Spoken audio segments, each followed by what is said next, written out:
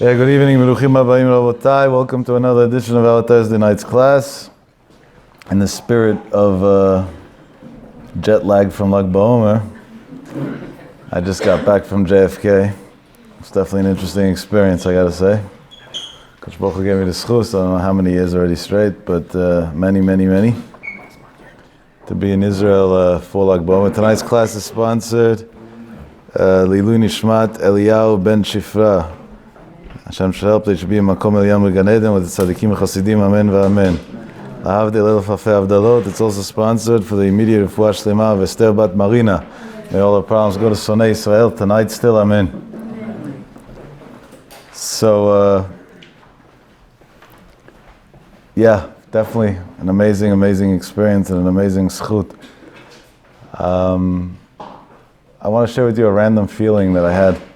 We were standing last night, Israeli time, like 8 o'clock or whatever it was, together with Hamon Beit Yisrael, with tens of thousands, if not more, of Jews waiting for the first big hadlaka on top of the Tzion of Rav Shimon Bar Yochai by the Biyana Rebbe Shlita, who actually acquired it from the Sfaradim. People don't know this, but the rights of Meron used to belong to the Sephardic Hekdesh. And then they ran into financial problems in Tzfat, and as a result, the Yisrael Miruzhin, who was very wealthy, he didn't live in Eretz Yisrael, he sent them a lot of money to bail them out of their troubles, but the condition was that they sell the right to light the fire by Rav Shimon Bar Yochai to his children and grandchildren forever. That's why Biyan now has the right of it.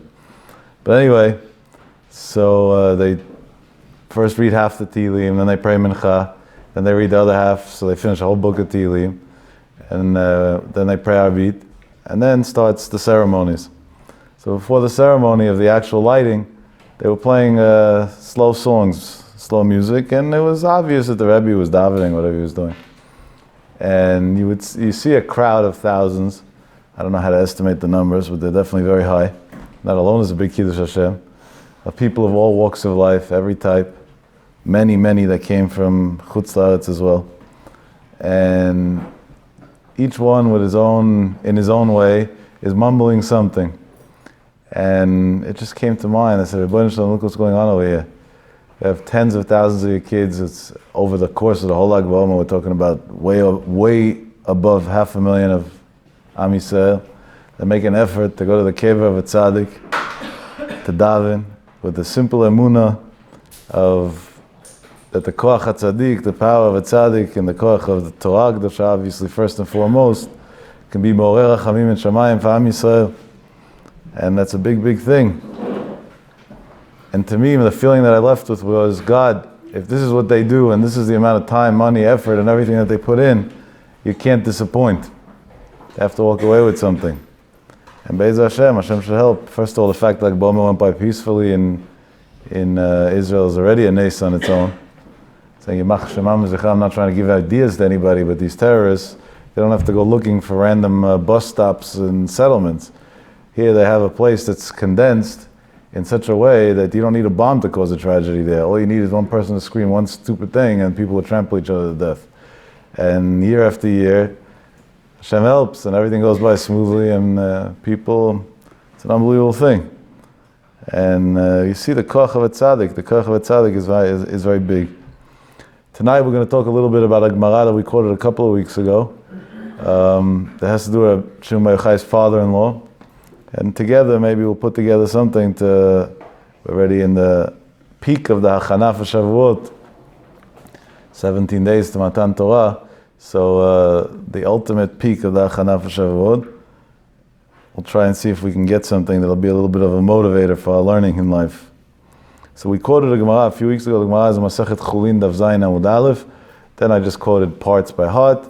Tonight we'll quote it more precise from inside. The Gemara says the Rabbi Pinchas ben Yair, that was Rav Shimon Bar Yochai's father-in-law. He was going. The Gemara says, Havikaza lifduyen shvuin. He was going to do the mitzvah of Pidyon Shvuim. Pidyon Shvuim is an extremely big mitzvah. Hopefully it's a rare mitzvah. We would like to hope that we shouldn't have such situations. And it's rare on many fronts. It's one of the few mitzvot that in halakha it says that you must, if there's no choice, sell a Sefer Torah just to save somebody from captive from the Goyim. It means, for example, when the Israeli soldiers were taken captive years ago at different times by the Arabs, Yimach Shemam v'Zichram, if they would have came with a demand, which obviously they didn't, but in theory, and said, we're willing to give the Gilad Shalit back, but instead of taking back all their terrorists, we want 50 Sifrei Torah from Bnei Brak. So the halacha says we would take those 50 Sifrei Torah and we would sell them if that's what they wanted or whatever it is, and we would give it. Because human life has more value than Sefer Torah. So this is a very, very big mitzvah. But he ran into a different problem. He was able to do the Pidyon Shvuim. But the Gemara says, Pagat bei beginai, Nahara.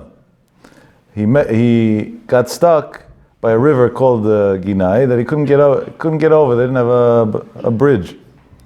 So the Gemara says, Amale, he said, Ginai chalok li memecha ve'evor bach. River, split. And when you split, I'm gonna go by. So this river was a wisecrack. He didn't want to listen.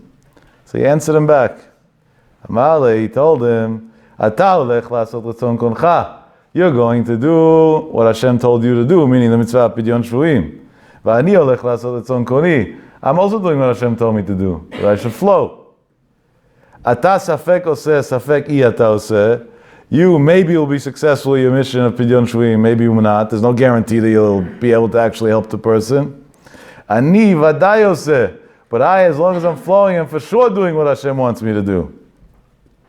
So therefore, we have a rule, Ein Safek Motzi Midei Vadai. If you have two things, one's a doubt and one is a definite, then, and this is applicable in many areas in life, by the way, you don't go with the maybe and leave go of something that's a definite thing.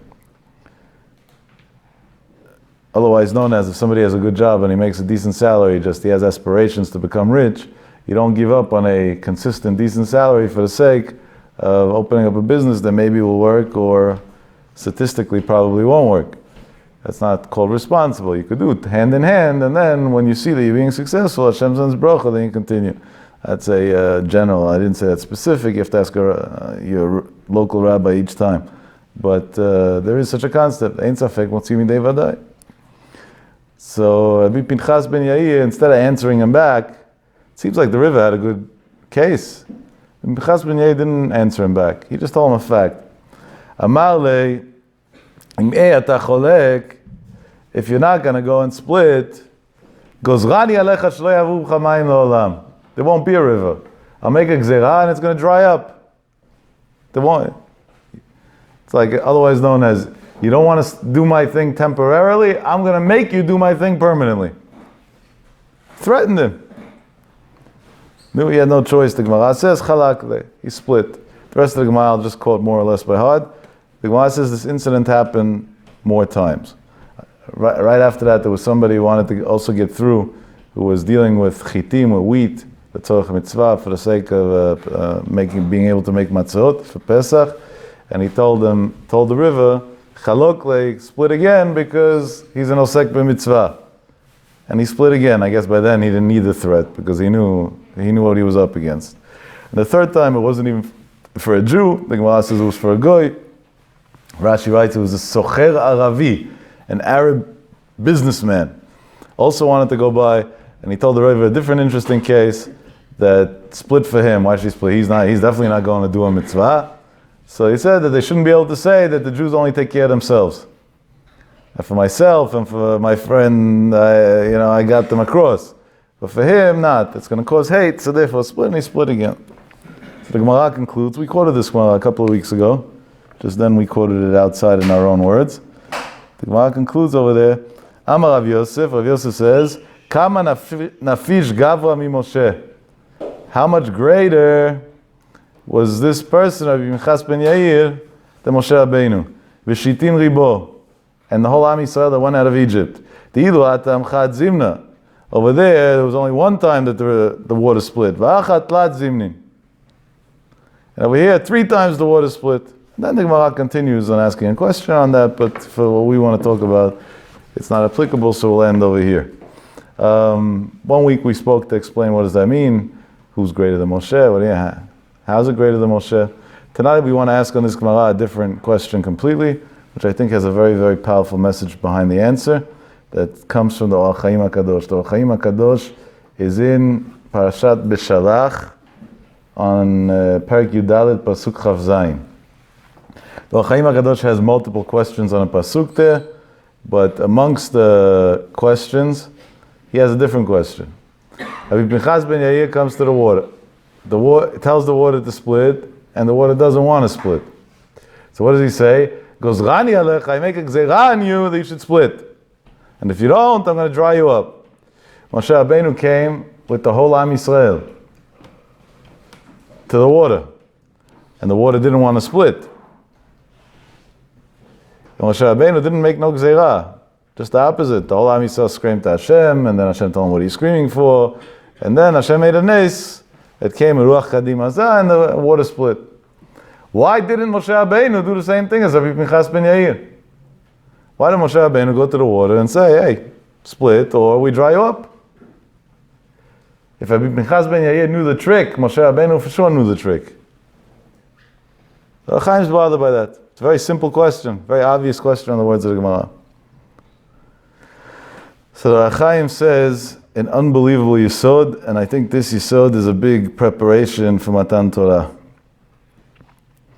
Achein tnai ze hu bechlal hatnaim sheitna Hashem al kol maaseh b'reishit.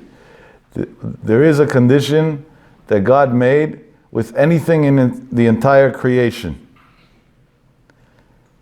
And if you look in the Yalkut Shimonim, Remez Reish Lamed Zayin, you'll see that this is a very clear Yalkut. Liot kfufim liTorah ve'amalea. To be under the control of the Torah Kedosha and la'amalea, those who turmoil, those who study Torah all the time. V'la'asot, and to do kol asher yigziru alehem. Anything that they're going to demand of them, that they're going to decree on them. Umemshaltam alehem, and the power of a tzaddik over anything natural in this world, ki memshelet haborei baruch hu, is just like Kavyachol, the power of HaKadosh Baruch Hu himself. Hear words, as if the Chaim didn't say such words, you wouldn't be allowed to talk like this. Let's try that again. Umemshaltam alehem, and the power that a tzaddik has over the natural things of the world, Ki memshelet haborei baruch hu, is like the power of Kavyachol HaKadosh Baruch Hu on the world. V'lazeh timtza, kmo ken b'shamayim u'ba'aretz u'b'kochavim u'b'shemesh, and he goes on, that shaltu alehem atzadikim yechidim. And therefore you'll find in different situations, whether it was the sun, that it stayed light for longer by Yeshua and other times, and yareach, kochavim, day, night, everything, that there were different tzaddikim throughout the generations that had power to make changes in the way the world runs naturally. And he continues explaining this whole idea about how much power, and then he writes three more words, V'akol b'koach haTorah. And all of this comes from the power of the Torah Kedosha.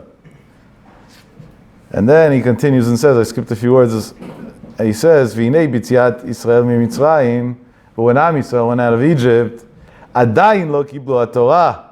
They still didn't accept the Torah. The Torah wasn't given yet. Ve'ein gzeiratam ala nivraim gzeira. And therefore, if they would decree for the water to split, it wouldn't work. V'lazeh lo iskim hayam lichalek. V'ta'an leMoshe, ata nivreita bashishi v'ani bashlishi. Moshe Rabbeinu tried to split the water. But you know what happened? When he tried to split the water, he came, he says, I got the Jews, we got to get through. Time to open up. So the water told Moshe Rabbeinu, wait a second. You're a human, right? Yeah. What day were you created on? The sixth day, Erev Shabbat Ben Hashmashot. He says, I'm the water. What day was I created on? The third day. I'm older than you. You got to respect me. I don't have to respect you. That's what the Midrash says. The water told Moshe Rabbeinu. So comes the Chaim and he writes, Ze remez ki eino ben Torah. She'im haya ben Torah, hinehu kodem lo. Ki ha-Torah kadma la'olam kulo. These words are scary if the Chaim didn't write that.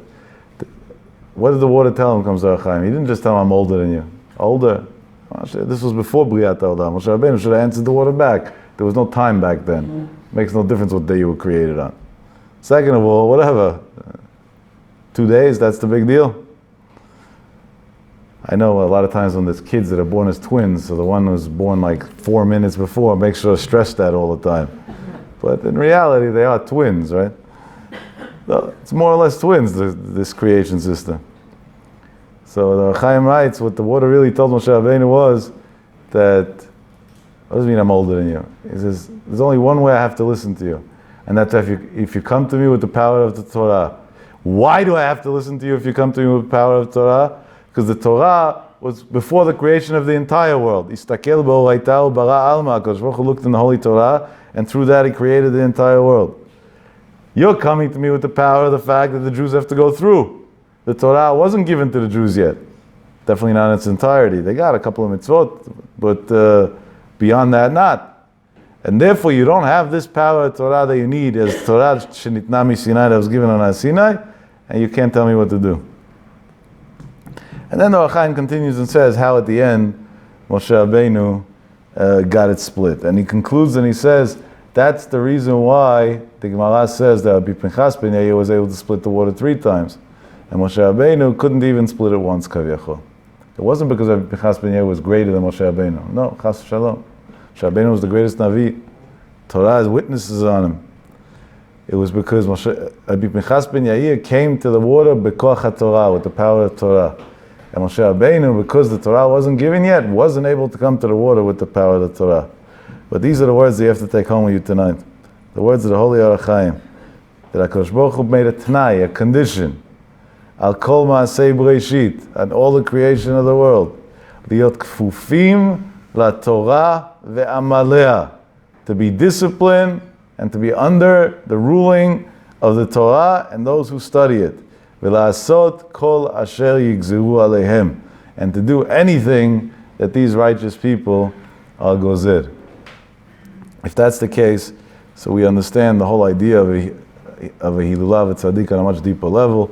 We're using the power of the Torah of the tzaddik to really manipulate the system. But I'll tell you more than that.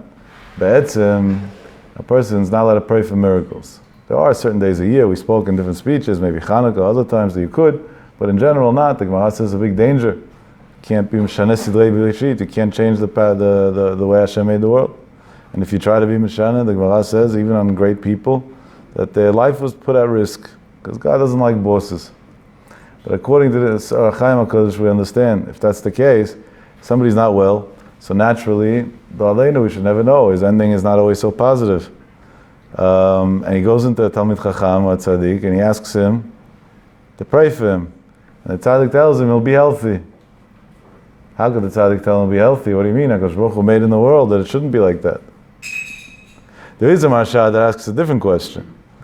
The Gemara says that if somebody has somebody sick in his house, he should go to the Tzaddik, a Talmid Chacham, they should daven for him. So the Marsha asks over there, how could a Tzaddik daven to Hashem to make somebody healthy? If Hashem made him sick, that means that the Ratzon HaBoreh, the will of God is the person should be sick. So what's the Tzaddik say? God, change your mind. Doesn't sound right. It doesn't work like that. So the Maharsha says an interesting chidush, a big chidush. He says that could be, he says sometimes, or many times I think he even writes, the only reason in the first place why a person becomes sick is just because that Hashem wants, not that the person should be sick, that should be a middle road to get somebody to pray for him, to get koach tefillah out of it. So we're not going against the Ratzon HaBoreh, it's going with the Ratzon HaBoreh. That's one explanation. There is a Maharal that has a very long discussion on this. At the end, the Maharal concludes that when a tzaddik davens for somebody, or if, God forbid, a person is not well and he prays for himself, which is the most powerful prayer that could be in the world, it's not going against Hashem at all, just the opposite. It's when a person prays, it elevates his soul to such a level that now he's not the same person he was before. So the Gzeira of Hashem that the person A should be sick stays. He stays sick. That person A just no longer exists. He's now a new person. Before you daven Shmoneh Esrei in the morning by Shacharit, and after, you're two different people. There's no comparison. The neshama goes to a whole new level. It becomes a whole new thing. And we see clearly that this is not just a theory, this is a reality. I don't know how many of you had the schus to learn Zohar today, last night, but I'm assuming everybody did. Right, like Ba'omer celebrations are not for Chabad to make parades.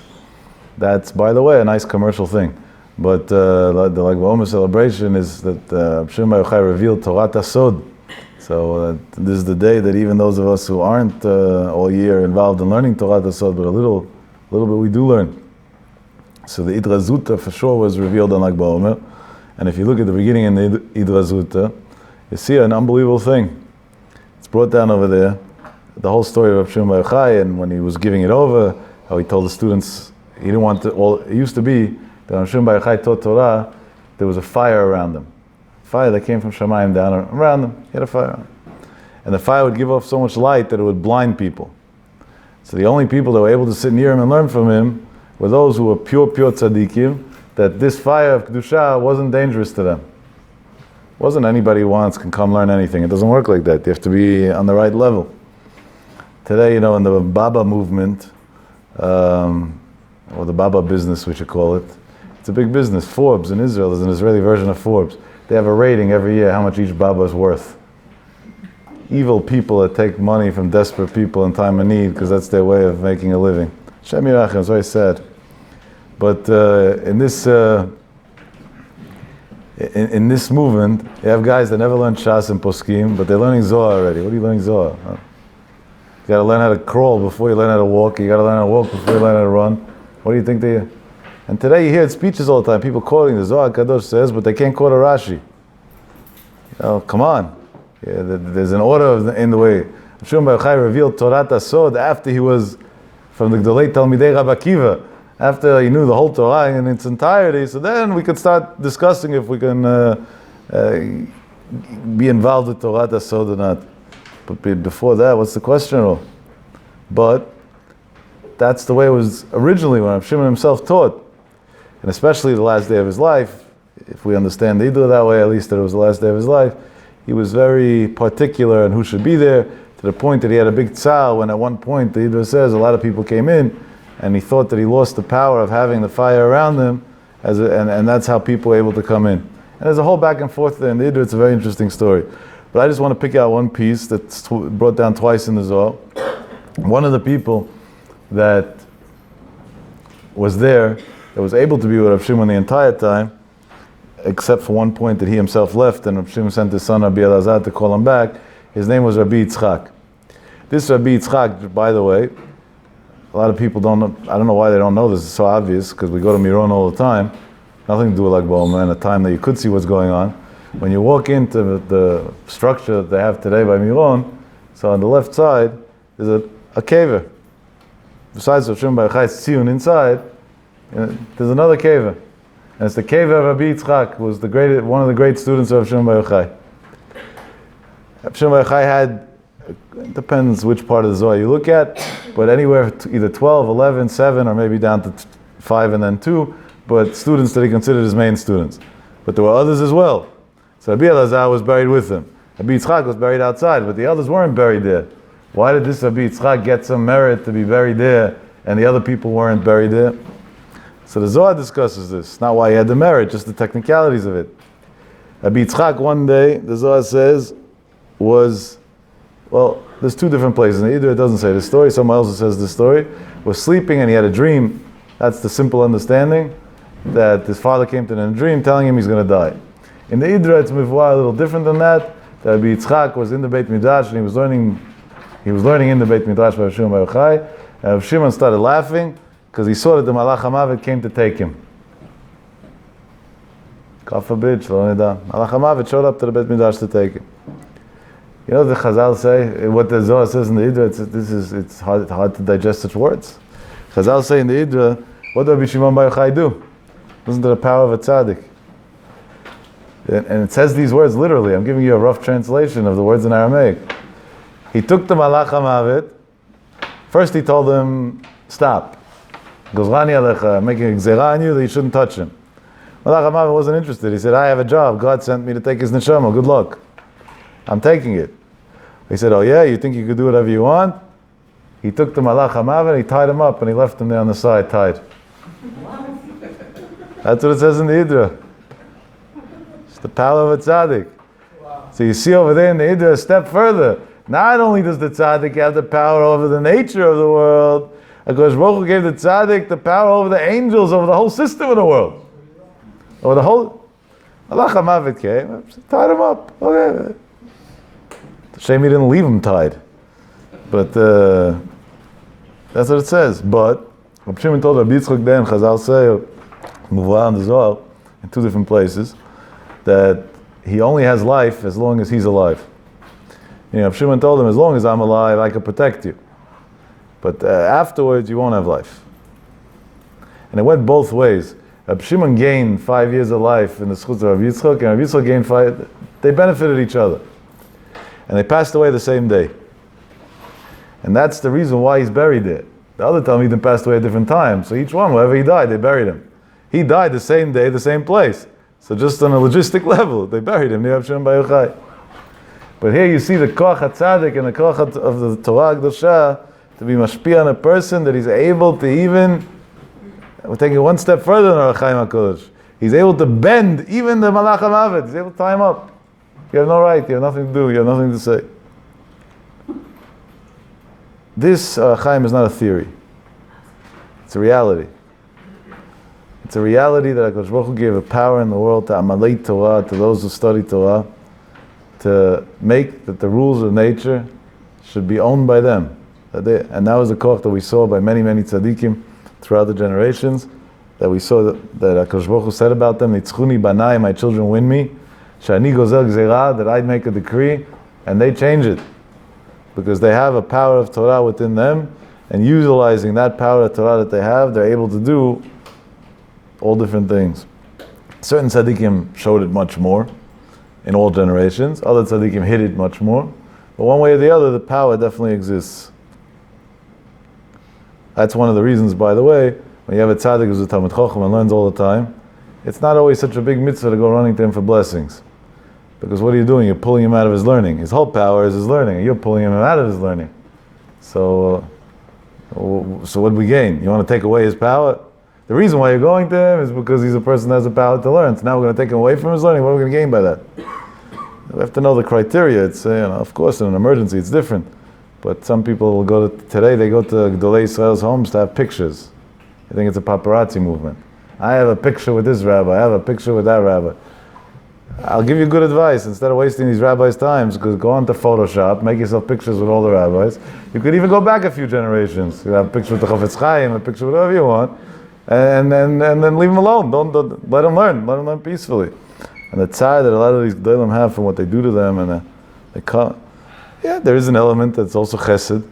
I remember like it was yesterday, even though the story happened in 1995. The Maran Rosh Yeshiva Rav Shach Zatzal, a kid came to him and he said he wants a picture with him. Randomly on the street. There was a ton of Talmidim there. It was after the Shir. They wanted to kill a kid. They were like, what? Shach was, he passed away 2002. So figure he must have been 100 years old then, more or less. Maybe 99. He wasn't so well even physically even then. And, they were going to destroy the kid. Throw him out. Yell it, get it. And Shach realized they're about to push him away. And Shach whispered to one of the boys that was right near him, make sure nobody says anything, for two reasons. He says, number one, we don't know who this kid is. Maybe he's a yatom, maybe he's going through something in life, maybe it is. So we don't know, it might be pikuach nefesh. He said, number two, he said, this kid is greater than me. So I said, what do you mean Rebbe is greater than me? How do you know? He said, because I'm already an old man. So what I'm going to do in life, more or less, I know. This kid's still young, so potentially he could go so much further than I could go. And then Shach bent down and turned to the kid. Shach was short, he didn't have to bend much, but a little bit. And he told him, you want a picture of me sitting or standing? And he sat there and posed with some kid for pictures. I don't know who this kid is, I don't know what happened with him in life. But if the Gdol Ador did what he did, obviously he saw something, Baruch Kocho, and he knew what he was doing. But, and that was on the cheshbon of the Talmidim, they were talking to him and learning. But even then, okay, great people sometimes know how to see others in the light that they need to be seen in order to help them out. But be'etzem, the koach HaTorah has, of being able to go and keep the world intact, it's an unbelievable thing. So I want to share with you, here I quoted a Gemara, so it almost sounds funny to share stories of the recent generations, but being that we relate to what happens now better, so just so we should walk away with something and some encouragement to be involved with Torah. That's why I'm fast forwarding so many years. But I want to share with you a little bit so you see how this works in day-to-day life. This is not an exaggeration or a myth of any sort, but it's actually the way the world really runs, the way it actually works. I have an acquaintance who's much, much, much older than me. And that's why I think it's almost disrespectful to call him a friend. He's a huge Talmid Chacham. He lives here in the United States. And he had a very unique story in his life. He got engaged, many, many years ago. And 2 weeks after his engagement, his wife, his fiance at the time, didn't feel well. She was rushed to the hospital. After a bunch of medical tests, they found out that she has a problem with her liver. And the problem was very severe. They had to do emergency surgery. And after the surgery, the doctor came and he told the parents of the girl that he has 2 pieces of news to share with them. The good news is he saved the girl's life. But the bad news is, as a result of whatever it was that they had to do, and honestly I don't understand the science behind this, but I guess this was old-fashioned medicine, she'll never be able to have children. And not only that, there'll be different points in life that she might get sick again, and she might need more kids, so she's not going to have a normal life. She'll only that, she'll be only on Sunday Yisrael. And these parents were honest people, not like what sometimes today people do in Shidduchim, and they didn't hide nothing. Today, if you hide something in Shidduchim like that, an illness or something like that, the person's not even married probably. It's a megachtos at all. I know a story straight out with Rav Zilberstein, Hashem should give him a long, healthy life, that had a neighbor, not in his building, but near, whatever, who married off his son, and Rav Zilberstein didn't go to the wedding. And the next day, the neighbor was insulted. He davens with the rabbi, and he's friends with him and everything, and they're pretty close in age. And he went over to Rav Zilberstein and he told him, what, you couldn't come to my wedding for 1 minute last night? You go to many weddings to be Mesamech. So he said, no, I couldn't go. So he said, why not? He said, because Mimonavshach. If I would come after the chuppah, so then you would be insulted, why didn't I come for the chuppah? But if I would come for the chuppah, you would give me a blessing under the chuppah. And to say a blessing under your son's chuppah is a bracha levatala. So the guy said, why? He said, don't be stupid. I know and you know that your son is taking different medications for psychiatric issues. And I asked your son before the wedding if he told the kala. And he told me that his father said not to say anything. And al pi halacha, it's a mekach ta'ut. If the girl would know, she probably wouldn't go ahead with this. So that means that the bracha under the chuppah is a bracha levatala. I don't say brachot levatala. And he wasn't willing to go to any sheva brachos or anything, and he later on said, in a shir the story. And the marriage lasted for a very long time, 4 days. That's what happens when you lie. There's no life expectancy to a wedding like that. But al pi halacha, it's a real issue. It's not a joke. It's a real low life to do such a thing. So these parents of this girl were honest, normal people, and they went to the parents of the boy, and they told him, we totally understand.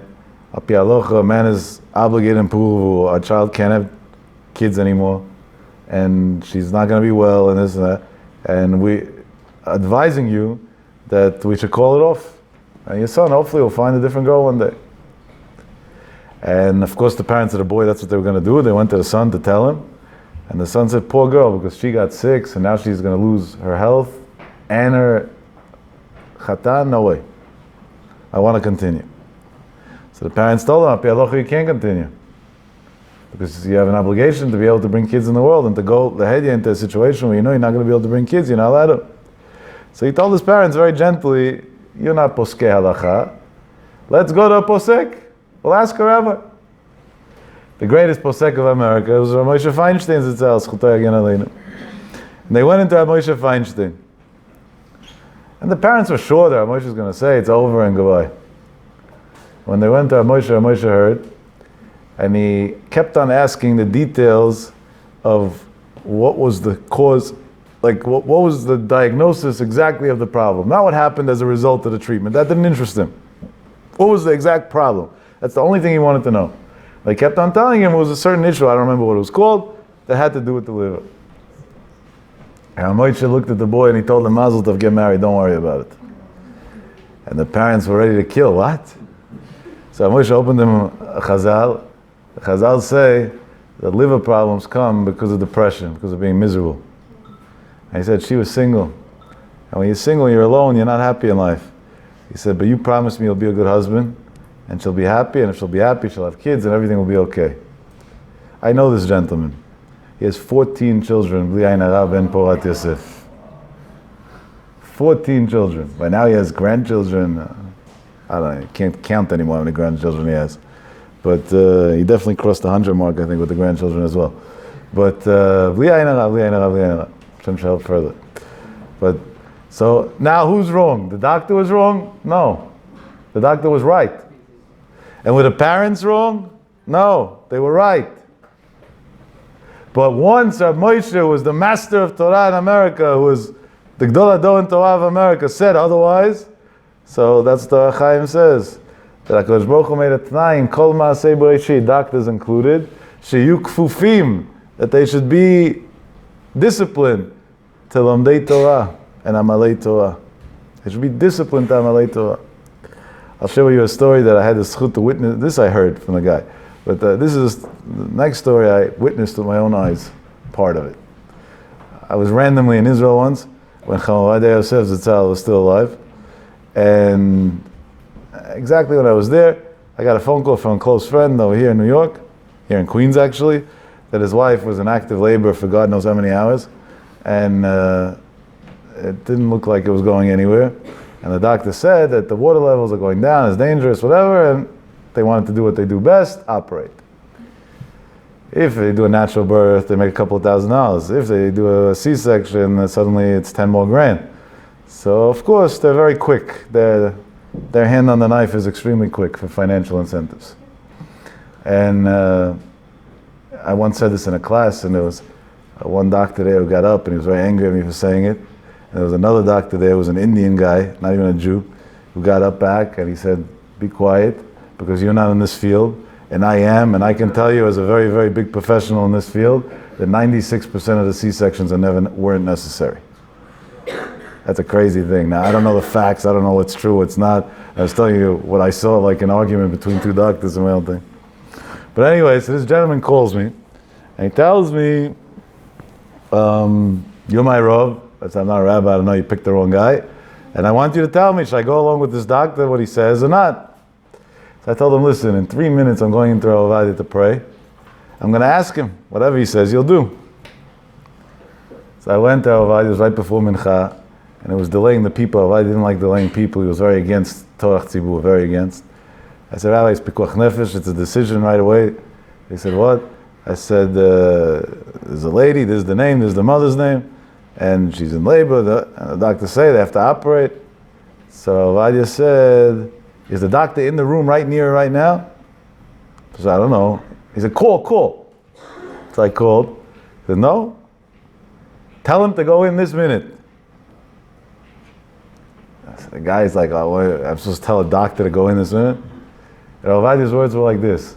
He has 3 minutes to be there, because in 3 minutes she'll have a baby as soon as we start Mincha. And 3 minutes later she had a baby. And the doctor wasn't in the room, by the way. Nurses that were there, they took care of it. He didn't just give a blessing, everything should be okay. He just decided, 3 minutes. Luckily he gave them 3 minutes to prepare. Otherwise we would have had bad news that day. It's the koach of a tzaddik, the power of a tzaddik. What was that again? A Gdol Torah who gave his life for Torah, who learned non-stop Torah, Yomam V'Layla. A tzaddik like that has a certain koach in the world that he could be Mishaneh Sidrei HaBriyah. He could change completely the way the creation works. Because Hashem gave, it's not a miracle. At that point, he didn't make a miracle. Hashem gave a Talmid Chacham the power to control the way the world runs. Last Monday when we made my son's bar mitzvah, my Rebbe, who's Hashem should give him a long life and a refuah shlema, honored us with his presence, and he told me something. I was shocked because he always covers up for himself and doesn't say anything. He said, "You should know, Yaakov, today was very interesting getting here. He lives in Ramot, and the bar mitzvah was by the Kotel, and he doesn't take cabs. He says it's a waste of money. He goes on buses. So from Ramot to the Kotel, it's a nice long journey on buses. Those of you who are in Israel in seminary probably know. And he says, I had to daven shachris, and then I had to go to the mikveh, and then he says, I went to nets and everything, but everything takes time. And suddenly it was late. And I said to come late to my Talmud's bar mitzvah. He says, your son's like my grandson, Al Pi Halacha. I felt guilty. He said, so I davened to Hashem, Dashar Kfitzas Haderech. He says, and you won't believe it, in a couple of minutes I got here. No way. So not like him to share such a story. It's weird. So, then later on, he also told me, he says, you know, if you have kavanah, a certain pasuk and certain shemot, so it helps that you should get places quickly. And then he told me, but don't abuse it. I think he meant to tell me very gently, don't use it. But it's the koach of tzaddikim. Tzaddikim, Talmidei Chacham, Hashem gave the world to them. Hashem gave the world to them. Now you want to know how far this goes. So listen to how far this goes, where it even has an halachic implication, which by the way is not applicable for us. I want to stress in advance. It's not applicable for us because our customs simply different as Sephardic Jews. But there are different Hasidic sects that have a discussion, a very interesting discussion. Al Pi Halacha, if somebody went and took a cruise for a couple of days, assuming it was a legitimate kosher cruise, if that exists, and I stress the if in capital letters, and then he came back. So when he comes back to shul, that first Monday, Thursday, or Shabbat, he should go to the Sefer Torah and he makes a blessing. Hagomel l'chayavim tovot shegmalani kol tu. It's Yodei Oniyot. It's one of the four that the Gemara says. Arbaat tzrichim leodot. One of them is Yodei Oniyot. Holchei midbarot. Somebody who's sick, lo aleinu, and gets healthy, so on. The different situations, so we have to say Hagomel. So when commercial aviation became popular and people started flying places, so they had a halacha question. Moshe Feinstein talks about it in Niglas Moshe, and hundreds of other poskim talk about it in all this Sfarim. If somebody takes a flight, in the Gemara's times there was no flights. In the Rishonim's times there was no flights either. If you don't know how far-fetched there was flying, the Rambam writes a letter to somebody that he didn't like what he wrote him, so he was writing him a harsh response. He says, what you're telling me is so far-fetched, it's like saying that one day there's going to be an oniyah me'ofefet ba'avir, a vessel that'll be able to fly in the sky. That's how far-fetched aviation was. But then aviation came around and it became used for commercial purposes, and we all fly on planes. So when somebody goes on a plane, Al Pi Halacha, does he have to make Hagomel or not? If he would have went across the Atlantic with a boat, then for sure you say Hagomel. But being that he, at the end of the day, didn't use a boat, he used a plane, do you have to or not? So Halacha l'maaseh, Chamavadi writes for the Sfaradim, and nobody argues on him in the Sephardic world, is that if you fly, you don't even have to go over the water, as long as you're in the air for 72 minutes, so you have to say Hagomel one way or the other. Fine. But in bells and in tzans, they both have a custom, till today, you could see it all the time in shul, that after they have a flight, they go up, they say Hagomel, but with one difference. They don't say God's name. They say Baruch Shegmalani Kol Tuv. That's it. Where did this come from? Where did this come from? So listen to an amazing story. The previous Belzer Rebbe, Zecher Tzadik V'Kadosh Levacha, this story happened with him and with the previous Tzanzer Rebbe. Then aviation started and it became a little bit more used. And they had a big machloket. One held, the Belzer Rebbe held, that you don't make a gomel on such a thing, because it doesn't fit the criteria, what it says in the Gemara and in the Psukim. The Tzanzer Rebbe held that the criteria is just an example for a danger. But L'maaseh, this is also a mean of travels that has in it its risk. And therefore, you do have to say Hagomel with Shem Malchut, with Hashem's name. And they agreed that the next time they meet, they used to meet once in a while, they're going to discuss in halacha, each one's going to prove his points. And one day, they knew they were going to meet, and the Tzanzer Rebbe brought with him a whole collection of Sfarim to prove the Belzer Rebbe that Al Pi Halacha, you have to say Hagomel with Hashem's name when you fly. And they sat down together, and there were many people that were witnesses to this. And the Belzer Rebbe saw that he came with a bunch of svarim, so he understood already he's coming to prove his case. The Tzanzer Rebbe was a Gaon Olam, Belzer Rebbe as well, and he told him, listen, I'm asking you for a favor. So he said, what? He said, don't show me what all your proofs. Because I already told my Hasidim that they shouldn't make a bracha. We're not posek halachot based on mystics. And the Tzanzer Rebbe said, if you already told the Hasidim, then my whole case is wrong anyway. And he didn't say a word. Not only that, he who advocated to his own students to say a gomel with a blessing, went back and announced to his students he takes back his psak halacha and they should no longer make a blessing. So one of his close students came to him and he says, Rebbe, we don't do halachot based on favors. Halachot is based on what Hashem said. And if you have a case in halakha to say that you have to say a God's name and to make a regular blessing, you can't just change it. What changed? So the Tzanzer Rebbe turned to his students and he told them, Al pi halakha, I'm 100% right. I was 100% right. And I came with a case that the Belzer Rebbe would have conceded in 2 minutes to. And the Belzer Rebbe knows I'm right. And he knows that he would concede to the case. But the Belzer Rebbe was one step ahead of me. I said, what do you mean? He said, the Belzer Rebbe didn't tell me an ego thing. I already told my students, so don't prove me wrong. He said, once I already told my students that you don't have to say Agomel with God's name, that means I made commercial aviation not a danger. And if you're going to prove me now that you do have to use God's name, you're going to make commercial aviation dangerous for people. So please don't say it. And I'm sure all of you know aviation statistics. What's more dangerous, to cross the street or to take a flight? To cross the street. The power of the Belzer Rebbe's Psak Halacha. When the Belzer Rebbe said, this is not begeder sakana, that we have to say Agomel b'shem HaMalchut on it, in Shamayim they said the most safe mean to travel from today on is going to be with an airplane. Mind-boggling? You want to know why Aloha the Sfaradim do otherwise today, and Moshe also held more or less otherwise? Fine, that's a discussion for a different day. Maybe that's because we have it hard to digest Hasidic stories, but it could be. But this is an unbelievable thing. Al pi halacha, the Tzanzer Rebbe said, I'm right. Al pi halacha, the Belzer Rebbe knows I'm right. But he wanted to do a favor for society and to take upon himself with his Koach HaTorah to make a mean of transportation safe. That's the power of a tzaddik, and that's the power of prayer. That's the Bikar, the Koach HaTorah. If that's the case, then a person should make sure that he has in life people that he's very close to, that are Talmidei Chacham, that sit and learn, that are involved in Torah on a regular basis. Because I know that the trend today is to look for mystics and sgulot and kmeot and stories, and there's no end. It really gets pretty crazy. There's really no end.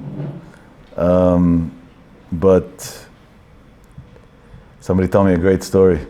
He said that recently he had some problem, whatever it was, and as a result, he couldn't, something muscular, and at one point he couldn't walk anymore because he had so much pain in his foot when he would stand on it that it was unbearable. He tried crutches, he tried this, and he was going from doctor to doctor, and each one had a different theory. They would try this treatment, this procedure, this, that, and nothing was working. Somebody told him that there's some Kabbalist, whatever, in Israel, and that guy does miracles and whatever. The kids, you should call him, get a blessing from him, whatever it is, and that guy's going to help him. He says, I was so desperate, even though normally I would have never thought of such a thing. When you're desperate, you think of anything. That's why I openly say these people are evil. They take advantage of weak people. People are in desperate situations. And he called this person, and you know, the Gabayim, of course, the whole show. And I actually have a first cousin, today he did tshuva already, that's why I'm allowed to say the story. We used to have a company that was a very successful company in Israel. It's embarrassing to say. You know what this company did? They were a PR company for Kabbalists. If you wanted to become a Kabbalist, they would set you up. They'd get you the right white costume and make you a nice room and spread stories of all the miracles, pamphlets and this, and they would take a percentage of the income that used to come in. Today he did tshuva, Baruch Hashem. But that's how sick this thing became. So this guy was one of that type of group, and he calls him up, and the rabbi tells him, the idiot tells him, you have $360 a month to give me for 18 months. So he says he spends that more on copays of doctors in a week. Yeah, is this short? Yeah. So I'll send you a kamea to America, FedEx. You wear it, you don't take it off, you don't open it.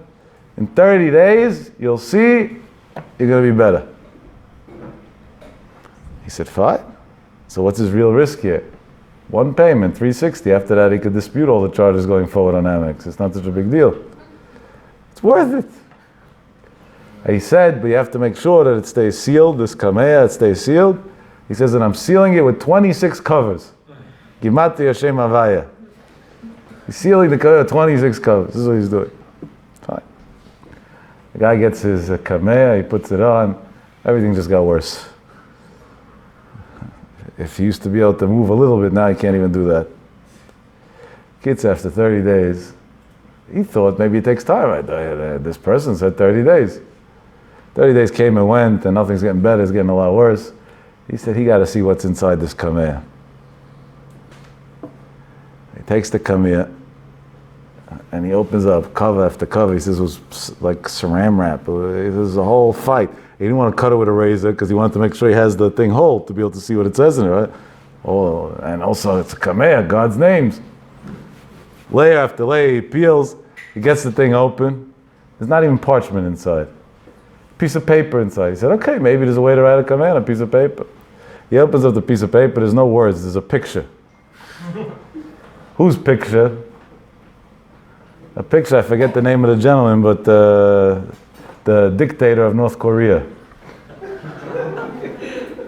That's whose picture was in there. Kim Jong, whatever. Junk man, no? That was in there. He was livid. He was angry. Angry as could be. He calls up this, this clown, and of course, suddenly he's not available.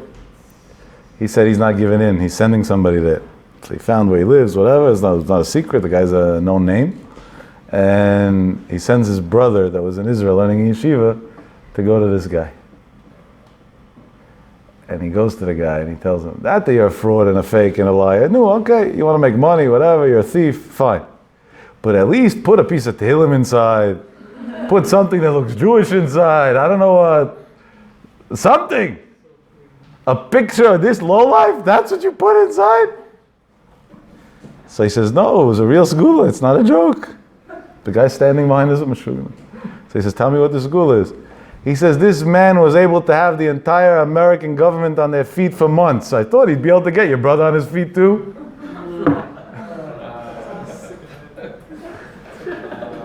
That's the segula movement. When you're going to meetings with all these people that are charging you $150 to see you for 2 minutes and to give you a blessing and to this, and tell you to change their name and make faces and this and that, they're all the same garbage, every last one. Because they're not Talmidei Chachamim. Hashem didn't give power to Kabbalists. He gave power to people that sit and study Torah. Part of Torah is also Kabbalah. So people that would go Ne'olam, that study Torah, and also knew some Kabbalah, had in themselves a koach to be Moshiach people. Like the Wasali Zitzal and whatever, and many others. And there are those, some very few and far and beyond, that are alive today. And the common denominator between them is they all grew up in Olam HaYeshivot. Remember that. The common denominator between them is they all grew up in Olam HaYeshiva. They grew up in the yeshiva world. So the koach of a tzaddik to heal is not huji-wuji. It's not... that's why I make fun of all this segula movement all the time. I know it says in the Torah, V'item li segula mikol ha'amim, we're a nation that loves segulas. But the biggest segula is to sit and learn. And if you're a girl and you don't want to sit, can't sit and learn Gemara, you don't want to sit and learn Gemara, which is not applicable for you. So if your husband wants to go learn, not to bug him, that's a much bigger segula than everything else. And I end off with a maaseh that happened to me this week. When I was in Israel, So on Tuesday night, somebody asked me to go speak in a house, a small, very, very small forum, for parents that have some struggles with their kids, I guess. Fine, so I went to give chizuk to these parents. And then afterwards, somebody asked me a question about a certain kid, and asked me what to do. I didn't want to tell them that b'derech hateva, the kid is so far in trouble that we need a lot of help, and a lot of tehillim, and a lot of siyat d'shmaya, and a lot, and even then, alavai. And I saw that the parent wasn't really looking for a real aid, so they were looking for a quick fix. There is no quick fixes in situations like this. So to lie to them, I'm not going to lie to them. To break them, I'm not going to break them either. So I tried to give them as much chizuk and to at least explain them that they should bug out because they're just causing the problem to be worse. And I gave them a number of a close friend of mine in Israel who I told them was going to help them out. But I told them, listen, he's going to try his best, but he can't save your kid without you doing the right thing. So you're saying you're going to let him do what he has to do, you're not going to bother, fine. But you also have to contribute. So they thought I meant contribute money. So the father says, sure, how much? He's a wealthy man. I said, no, money, keep your money, nobody wants it. So he says, what do I have to contribute? I said, you have to take upon yourself to lend daf yomi. So he says, I don't have time. I said, you don't have time, you're not going to have a son soon. He says, what does my daf yomi have to do with my son? I said, you want to know what your daf yomi has to do with your son? That the Chaim HaKadosh says that bekoach HaTorah we could change the teva. And your son, Aleinu, is in such a bad situation that we have to change the teva of the world that he should get healthy one day. So on the koach of you learning, hopefully that'll be mashpia in your son, that he'll be able to go on the right path one day, along with a lot of help and chokhmah. And of course, most of all, that Hashem should agree. He was quiet. It took him about 3 minutes. I guess he was calculating his life and his businesses, and he travels a ton. And the family for him is a very hard commitment. And he said, I'm committing beginning tonight. I won't even go to sleep tonight before I learn today's daf. And he said it with his whole heart. I said, no, Hashem should help. Maybe you have a Yeshua already. You won't believe the rest of the story, but what should I do? I was there. Before he had a chance to walk away from me, so we're talking about under 2 seconds. He gets a phone call. He picks up his phone. His son's on the other end of the line. He says, hi, how are you? And the kid tells him, Dad, I'm sick of the way I'm living. I need help. Do you have somebody who could help me so I can get out of my situation already? And when a kid wants help, he's already 3/4 of the way to Yeshua. 3/4 of the way. 2 seconds, not even 2 seconds. You didn't get a chance to walk away from it. I said, buddy, but now don't miss the daf. Be careful. Boys, you want a segula? Learn daf yomi. Sit and learn Gemara every day. That's the biggest segula in the world. It'll do 10,000 times more than all the other things that you could do combined. And for a girl, so learn Tanakh, or read Tehillim. Tehillim's also Torah, right? David HaMelech davened to Hashem that it should be as if you're learning the hardest sugiyot in Shas. And Hashem accepted that prayer, Chazal say. So that means that in reading Tehillim, it's also like learning. So of course, and as a Chanaf Shavuot, if we want to accept the Torah in 2 weeks from now, we have to at least appreciate what the Torah is and its power. So Be'ez Hashem, we should spend the days that are left before Shavuot elaborating and emphasizing on the power of Torah and the koach HaTorah and the love for Torah. And bevadai, the great Reb Shimon Bar Yochai will be made Yosher on us, and he'll daven for us in Shamayim. We should have a happy and healthy year, and we should be zochet to see him b'tchiyat hametim before next Lag BaOmer. Amen v'amen. By the way, I'm in Queens this Shabbat. For those of you who are around, it'll be very nice. Be'ez Hashem. The marriage lasted for a very long time, 4 days. That's what happens when you lie. There's no life expectancy to a wedding like that. But al pi halacha, it's stam. It's a real issue. It's not a joke. It's a real low life to do such a thing. So these parents of this girl were honest, normal people, and they went to the parents of the boy, and they told him, "We totally understand. Al pi halacha, a man is obligated in Puruvu. Our child can't have kids anymore, and she's not going to be well, and this and that. And we advising you that we should call it off. And your son hopefully will find a different girl one day." And of course the parents of the boy, that's what they were going to do. They went to the son to tell him. And the son said, poor girl, because she got sick, so now she's going to lose